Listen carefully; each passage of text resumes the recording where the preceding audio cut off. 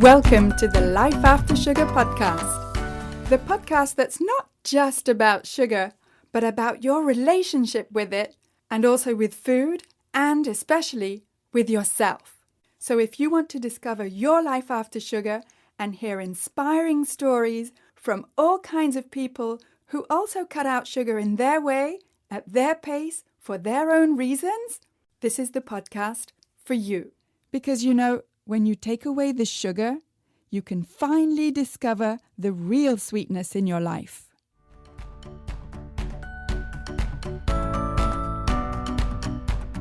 I'm your host, Netta Gorman, and today I'm talking to Jennifer, who found that sugar made her anxiety worse, and she just didn't have any other coping skills to deal with the inevitable ups and downs of life and her own emotions in any other way than with sugar.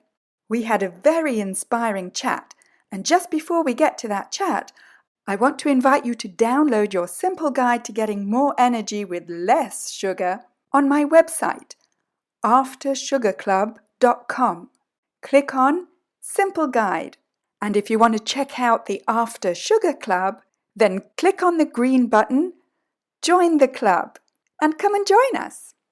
You can also find me on Facebook on my page Life After Sugar, as well as on Instagram at My Life After Sugar, where you'll find pictures of what I eat, what I do, and basically see that it's perfectly possible to live a fun, healthy, and active life even if you don't eat sugar.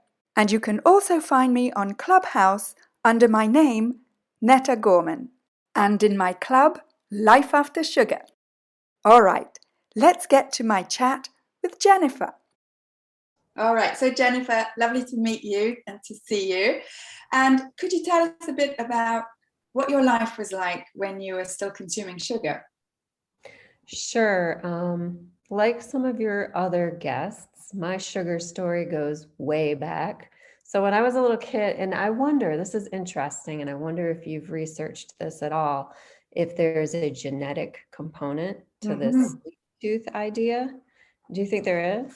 I have spoken recently to someone who is an expert in genetics with respect to food and especially sugar and refined carbs. And yes, there's definitely a link between the two.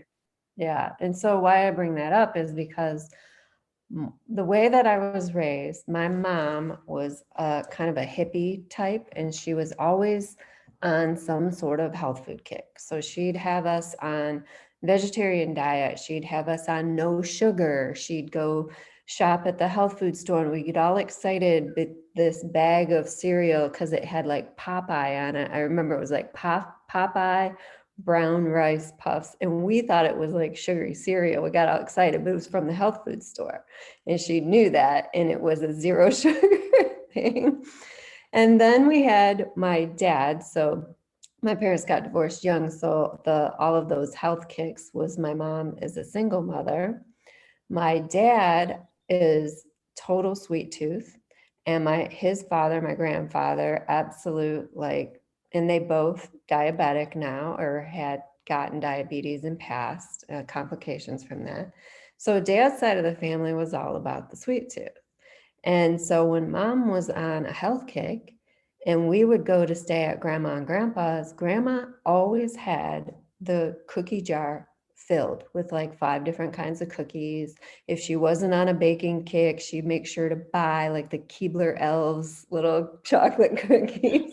And we knew as soon as we got to grandma's house, we could go and had free reign. She would make pancakes for us every weekend. So drowning everything in syrup, she'd have 3 different kinds of syrup. And it was like we were on this total feast or famine with sugar as kids, which I think just added to me wanting sugar all the time, is because it was taken away from me sometimes as a kid.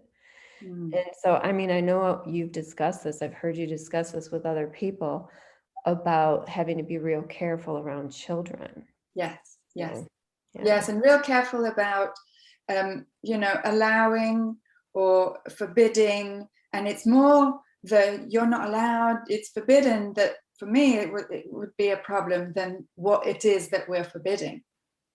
Yeah. Yeah. So that really solidified my sweet tooth, if you will. And then I myself, interestingly, started following my mom's example more so than my dad's. So I've been always learning about natural health, trying to lose weight or keep my weight healthy, on health kicks myself, always experimenting with diet and natural ways to keep myself healthy. So over the years, I've done the same thing. I've been vegetarian, I've been vegan, I've tried every diet book you can imagine. And I've also had periods of time where I've cut out the sugar or gone without sugar. And I would say the most recent and where I'm at now is about 2 months ago. My husband and I were to the point where and we eat such a healthy diet. I mean, I work with people and coach people around using diet and lifestyle to turn their health around, that we just kind of fell into a pattern where we didn't think about it that much, because as long as it was like a healthy plant-based recipe or whatever. But then we realized we were eating dessert like every single meal. And when COVID started, the lockdowns and everything, we started having lunch dessert and dinner dessert every day. And specifically during COVID? That's when it ramped up. Like we realized, oh my gosh, we can't even have a meal without having something sweet after it. And what was it that COVID was setting off in you that made you want dessert more often, do you know?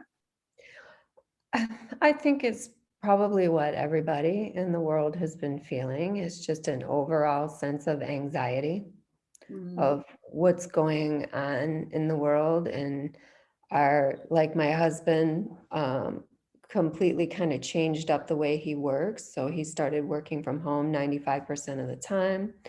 I work from home most of the time already, but then it was like, well, he's going to be in one area. I'm going to be, it changed our household. It changed our interactions with family, with friends, and it's just everything is so, when things get uncertain, and I know this is a pattern in myself. I'm pretty self-aware, so I recognize that I tend to use food and alcohol. Those are my ways to numb, soothe, check out, calm the anxiety, in which I'm sure you know and have talked about the link between alcohol and sugar. Sure. It's the same thing. It's like two sides of the same coin. It's just a way to numb out. It's a painkiller. I mean, sugar is a painkiller. Yeah. And so I'm not saying that we were in pain, in desperate pain at home, but there was definitely a higher level of anxiety, and that came along with COVID. And so then about 2 months ago, I did let's take a break. Let's take a break from sugar. I do this sometimes with alcohol or different flour sometimes, and we're just going to take a break. And we felt so much better. It was like we completely cut out any form of sugar, any artificial, any natural sweetener, any processed sugar, and for about 2 months, and felt really, really good. And then I'm more of a progress, not perfection type. Yeah. Like I don't really follow anything 100%. Join Never have. the club. Join the club. So these days we know how much better we feel. And so we will have more of a naturally sweetened dessert, where something will have a little bit of maple syrup or a little bit of honey, or even just like banana or something. And we're not having two desserts a day. So it's like it's an experiment, really. Another thing I wanted to tell you about was, so my husband was, speaking of anxiety and issues, he was diagnosed about a year ago with PVCs, which are heart arrhythmias, premature ventricular contractions. And so we looked at what sort of natural ways could help with that, what sort of things could be impacting that. And he right away gave up caffeine. So he was diagnosed with these PVCs, and then he would notice that too much sugar when we did this experiment of cutting it out. He's like, oh my gosh, I'm not feeling as many of these. They're extra heartbeats is what they are. And he realized that sugar was aggravating that condition. Wow. Really? Wow. Mm-hmm. Mm-hmm. And then interestingly, because he's been focused on his heart, and it must just be because we are so in tune with each other's energy. Now, if we do have something that has processed sugar in it, we can both feel it impacting our heartbeat. Amazing. That is Mm-hmm. amazing. In the same way we mentioned at the beginning about the link between genetics and sugar, you Mm-hmm. wouldn't necessarily make that link with the heart condition and sugar either. Yeah. I Amazing. mean, what he had is like an electrical issue with the heart. It's like the nerves like stimulating too many heartbeats. It's throwing in an extra heartbeat. He had one almost every other heartbeat. And I'm wondering, and I haven't studied it that much. We dug into some information when he was diagnosed, but then I wondered, that sounds like it could be related to anxiety when your nervous system starts going crazy and you can feel your heart beating faster and things like that. And there's so many links that could be there. And it's Definitely. just interesting that sugar just seems to rev up your system for a bit, but then it makes you crash. And so we both noticed that it like has a little impact on our heart rate. Yeah, and it's kind of ironic that we turn to sugar when we're anxious, and sugar is very often something that will make anxiety worse. Mm-hmm. Yeah. And we just don't have, most of us, I don't know if you're like me, but I didn't learn the tools to deal with my anxiety in any other way than with sugar and chocolate and those kinds of foods, right? And then alcohol once you become an adult. Yeah. Right. And Yeah. it's Mm-hmm. nobody's fault. It's not like, but it's not something that is taught or learned, how to manage your stress, soothe yourself. It's Mm-hmm. just, we just don't have any tools to do that. Yeah, definitely. I mean, now my husband and I both meditate fairly regularly. I've been doing a lot of gentle yoga. Another thing that the COVID brought for me was a love affair with Yoga with Adrienne on YouTube. Love it. Me and some of my friends, we talk about, we're like, if it wasn't for Yoga with Adrienne, I don't know, I may have gone crazy through this. So she just does very gentle, free yoga videos, and it's very calming for the nervous system. So it's like trying to shift from running to the old addictions, sugar being one of them, to how do I cope with this in a healthy way? What can I do? Can I just slow down and take a few deep breaths? Can I go do like a 10-minute yoga, gentle yoga, trying to do things like that instead of using the old patterns? Yes. Yeah. The challenge is as much about the sugar as about changing those patterns. Yeah. Mm-hmm. Yeah. Okay. And then, so at what point did you kind of, was it bit by bit throughout your life where you cut sugar and then you reintroduced it and then you cut it again? Or was there a time where you said, that's it, it's over? Yeah, it'll be interesting to see, because if there ever is or was a point where that's it, it's over, it would be right about now in my life.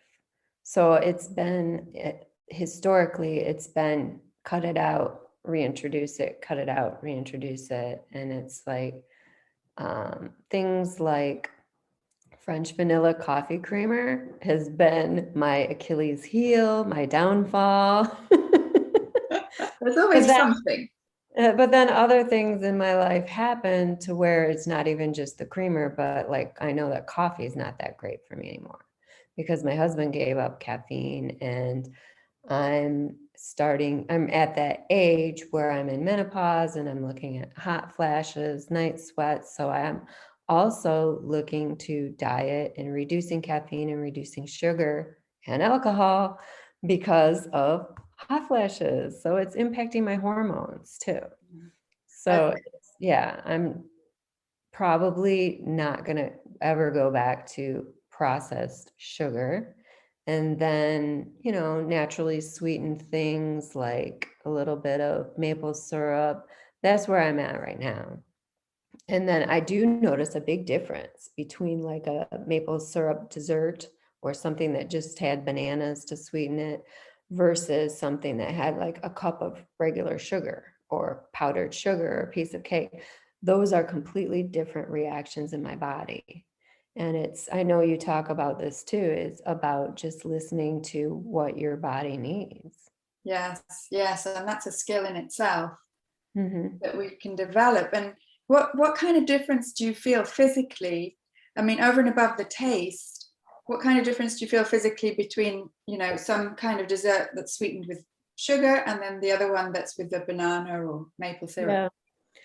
Yeah. I notice the intense highs and low, the crash. I notice the sugar crash and feeling completely tired after. For me, it could even be a couple hours after having a dose of sugar. And that crash comes like sometimes to the point where I feel like I need to lie down and have a nap. And another interesting thing to me is like the more we clean up our diet, the more we take a break or do any of these experiments, I think the more sensitive our body gets if there's a reintroduction. So when I would be playing with my coffee with French vanilla creamer, I'd be off it for a while. When I would bring it back, it seemed to just hit me harder and harder. It feels like it's draining my adrenals. It's impacting my energy. I mean, I know what you offer. You're always offering people to have more energy in their life. And that's a natural, steady energy. Exactly. And I just think every time you reintroduce sugar, it just drains you more and more. And it's true. And it's like I don't know for you, but I grew up believing that sugar gives you energy. Mm-hmm. And and it ends up that, okay, sure, it'll give you energy, but it'll give you a bigger crash not long after. And so it's like it's changing our mindset from I need energy now because I don't have any to I don't need energy now because I have it all the time. Yeah, It's definitely. quite a shift, isn't it? Yes. And so how are you feeling now that you lowered your sugar intake? Like what kind of benefits do you feel in your body and and especially in your relationship with your food and with yourself and with alcohol? Yeah, it just feels I have more stable energy. I feel it's helping me with the menopause symptoms. So it's helping with hormonal things like hot flashes. And it helps me feel like calm, clear, energized throughout my day. And so I do massage therapy a couple days a week. So I do that part time, and that can be very physical work. And I have the strength for it. I have the strength for a day where I'll have 4 or 5 clients, and that's a lot of work to do. And I'm not feeling like I want to crash or that I need to take a nap, or when I'm done with the day, when I'm done with a full day of massage and I've been eating healthy, keeping all of the addictive substances, the sugar, the alcohol, the caffeine, keeping all of that out of my system when I come home from a day of work, I feel okay. I feel like I can reset. I can just, do some stretches, do a little breathing, and then go help make dinner, even though I did all that physical work. So it's like it actually gives you more physical strength, I feel, to not have those substances in your system. Yeah, I guess your body's not using up that precious energy to deal with the sugar spikes and crashes and the insulin spikes and crashes. And so, you can use all that energy for good things. Yeah. Great. And how has your relationship to sweet tastes changed? Yeah, both my husband and I have noticed that with our recent experiment over the last few months, where we're really trying to get sugar out of our lives for good, is that these naturally sweetened desserts or desserts that even don't even have any sweetener in them, or maybe even just a piece of fruit or something like that, it tastes so good to us. And the other, like, I don't know, what's the worst thing you can think of, like grocery store birthday cake? It just sounds, it sounds awful abhorrent to us to have that. It's almost like my heart starts beating faster if I even think of eating like a grocery store bakery dessert. It's just, there's so much in there, starting with the huge dose of sugar and the huge dose of chemicals. And it's like, All those refined oils and goodness knows yeah, what colorings and yeah. yeah. And it's like our bodies are like immediately reacting even before that. Like it doesn't even sound good anymore. And so would you say that sort of sweet foods and desserts and dessert-like concoctions Yeah. are not even sort of on your radar anymore for when you want to celebrate or when you want to treat yourself, or are they still part of that? Oh, that's a good question. I I would say that it's more of a natural dessert. Like my birthday's coming up in a couple of weeks. And of course, I don't want like a grocery store birthday cake. Yes. But I still have this concept, and it just goes back to childhood and everything we've learned and everything we've been taught. So I have this concept of, yeah, what sort of birthday cake can we make, but our healthy, very low sugar version of it sounds good. So I guess, yeah, there's something still there about need a birthday cake. That takes such a long time for us to let go of if we want to, you know. And for me, it kind of happened naturally. I realized one year that I don't want a cake. And then I thought, well, what's wrong with me? There's nothing wrong with me. You know, I found 101 other ways to celebrate, to treat myself. And Yeah. so in the end, it's just sort of an opportunity to find other ways that you would never have thought of to treat yourself and to celebrate. Yeah, I've heard you talk about how your meal, why can't I just enjoy my meal without having the dessert? Or like we were having two desserts a day. Can't have my lunch without Yeah. dessert, can't have my dinner without dessert. You're like, why can't I just enjoy my meal? Or how you were like, the meal was just an excuse to get to your dessert. Yes. And I definitely feel like we are enjoying our healthy meals and we're not having dessert every day. We're not having it twice a day. And my husband and I love to cook and we love to find good recipes and healthy, cook healthy meals together. And we look forward to that and we just enjoy the meal. And I was just recently on vacation and I read this book called The Yoga of Eating while I was on vacation. And it's gotten me to slow down and really savor and enjoy the meal that is before me without thinking about what is the next thing or having to have some sort of like hit of something addictive in your mind, like super overpowering. It's like I can just enjoy like a nice Asian edamame tofu bowl or something like that. Yeah, So, yeah. absolutely. Without feeling that something's missing or it's not complete. It's a Mhm. very good exercise in mindfulness and being in the now and all those yoga-y sort of things. You Mhm. know, I found, because I'm not naturally that kind of person, but when I took sugar out, I was sort of forced to concentrate on the now, Yeah. which was a good side effect.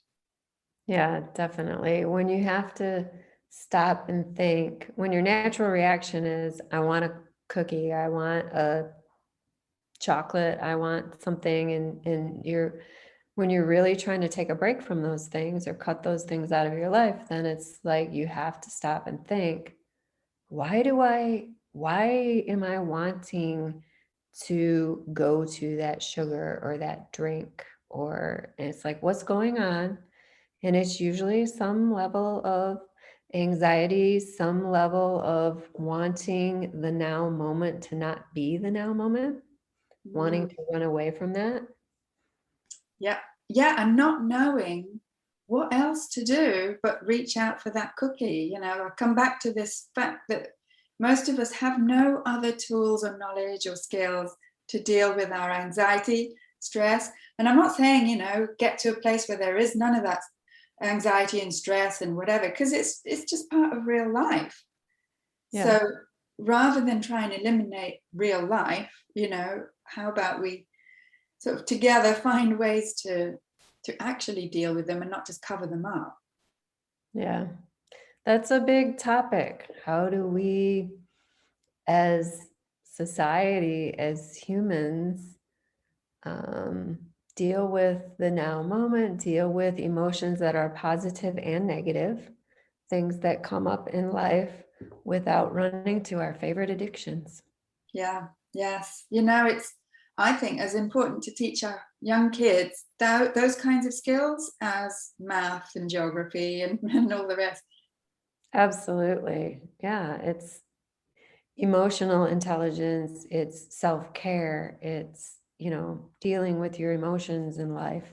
Nobody was ever taught that. We weren't ever taught that. And it's difficult to teach that to our kids when we ourselves were not taught that. So it's a bit of a vicious cycle. And we sort of have to parent ourselves if we want to teach that to our own kids. Yeah. But I have hope because, there's people like you, that help people to get there, right? Yes. And what is it that you sort of specialize in your coaching? Yeah, so I help coach people to use natural, powerful health solutions to lose weight, to turn around lifestyle diseases such as heart disease, type 2 diabetes, to prevent, reverse, halt, slow down, get off some medications if that's possible for people. So I really just use like powerful natural health solutions to help people get the weight off and help get their health back on track. That's what I'm all about. Fantastic. That's what we need. Where are you based? I am based in Memphis, Tennessee, in the United States, but I do my work online for people all over the world. Fantastic. How can people get in touch with you? So my website is youcangethealthynaturally.com. Youcangethealthynaturally.com. That's fantastic. Yes. I'll put the link in with the description of the episode. Thank you, Jennifer. It's a pleasure to talk to you. Thank you so much, Netta. It was a great conversation. Hopefully, we can help the world to learn how to deal with emotions and life in a more calm, less addictive way. That would be awesome. That sounds wonderful. Thank you. Oh, thank you, Jennifer. Such a great and inspiring conversation there. And you start off talking about sugar, and then you realize that there's a whole bunch of other life affirming, life changing subjects that are connected with sugar, or rather, with taking away sugar and finding the real sweetness in your life. I mean, I never thought of any of those things when I first cut out sugar, and most of us don't. And it's really great to hear Jennifer talk about how sugar was a painkiller for her and how it affected her anxiety. I mean, I don't know about you, but I've definitely been there, and I definitely have found that since I stopped eating sugar, my anxiety has gone way down, even if real life carries on. And if you feel that you also want to cut sugar, but you just don't know how to start, and you also feel that you need some support and encouragement, and especially accountability, then check out the After Sugar Club on my website, aftersugarclub.com. click on the green button, Join the Club, and see if the After Sugar Club would be a good fit for you. It's where you get ongoing support from people who are on the same path as you, as well as from myself, and twice monthly check-in calls too. They really do make all the difference to support you, encourage you, and help you with accountability. Because as Jennifer and I were saying, real life carries on whether you eat sugar or not. It's just that when you don't, you can learn to deal with what's really going on much better. So check out the After Sugar Club at aftersugarclub.com. And if you're enjoying this podcast, don't forget to subscribe so that you'll get it in your podcast player every single Sunday, and leave a review to let me know how this podcast is inspiring you in your life after sugar. Thank you for listening. That's it for this week. Keep in touch and see you soon for another episode.